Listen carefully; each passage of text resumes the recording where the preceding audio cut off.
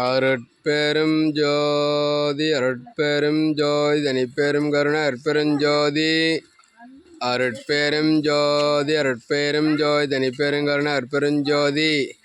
இன்று 1/4/2025 கள்ளக்குறிச்சி மாவட்டம் முந்துப்பேட்டை வட்டம் வெள்ளையூர் ஜீவகாருண்ய அருளமுதுகுடிலில் மதுரையைச் சேர்ந்த முத்தையா அவர்களின் உபயமாக அருட்கஞ்சி வழங்கப்பட்டு கொண்டிருக்கிறது.